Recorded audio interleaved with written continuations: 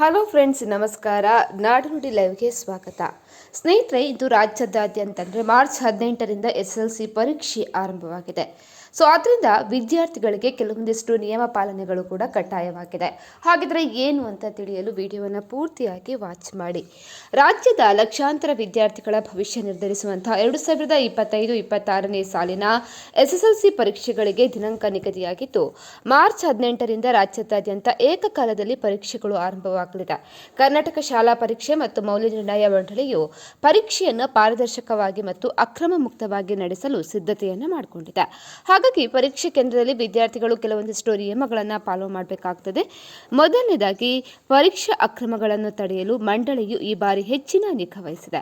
ಮೊದಲನೇದಾಗಿ, ಪ್ರವೇಶ ಪತ್ರ ಬೇಕಾಗಿದೆ. ಅಧಿಕೃತ ಪ್ರವೇಶ ಪತ್ರವಿಲ್ಲದೆ ಪರೀಕ್ಷಾ ಕೇಂದ್ರಕ್ಕೆ ಪ್ರವೇಶ ಇರುವುದಿಲ್ಲ. ವಿದ್ಯಾರ್ಥಿಗಳು ತಮ್ಮ ಪ್ರವೇಶ ಪತ್ರವನ್ನು ಮರೆಯದೆ ತರಬೇಕಾಗುತ್ತೆ. ಇನ್ನು ಸಮಯ ಪ್ರಜ್ಞೆ ಬೇಕು. ಪರೀಕ್ಷೆ ಆರಂಭವಾಗುವ ಕನಿಷ್ಠ 30 ನಿಮಿಷಗಳ ಮೊದಲೇ ವಿದ್ಯಾರ್ಥಿಗಳು ಕೇಂದ್ರದಲ್ಲಿ ಇರಬೇಕು. ತಡವಾಗಿ ಬರುವವರಿಗೆ ಅವಕಾಶ ನಿರಾಕರಣೆ ಮಾಡಲಾಗುತ್ತೆ. ಇನ್ನು ಮೊಬೈಲ್, ಸ್ಮಾರ್ಟ್ ವಾಚ್, ಕ್ಯಾಲ್ಕುಲೇಟರ್ ಸೇರಿದಂತೆ ಯಾವುದೇ ಎಲೆಕ್ಟ್ರಾನಿಕ್ ಗ್ಯಾಜೆಟ್ಗಳನ್ನು ಕೊಠಡಿಯೊಳಗೆ ತರುವುದನ್ನು ಕೂಡ ಕಟ್ಟುನಿಟ್ಟಾಗಿ ನಿಷೇಧ ಮಾಡಲಾಗಿದೆ. ಪ್ರತಿಯೊಂದು ಪರೀಕ್ಷಾ ಕೇಂದ್ರವು CCTV ಕ್ಯಾಮೆರಾಗಳ ಕಣ್ಗಾವಲಿನಲ್ಲಿರುತ್ತವೆ. ಅಕ್ರಮ ಎಸಗುವ ಪ್ರಯತ್ನ ಮಾಡಿದರೆ ತಕ್ಷಣವೇ ಡಿಬಾರ್ ಮಾಡಲಾಗುತ್ತದೆ. ಅದೇ ರೀತಿ ಶಾಲೆಯು ನಿಗದಿಪಡಿಸಿದ ಸಮವಸ್ತ್ರವನ್ನು ಧರಿಸುವುದು ಕೂಡ ಸೂಕ್ತವಾಗಿರುತ್ತೆ.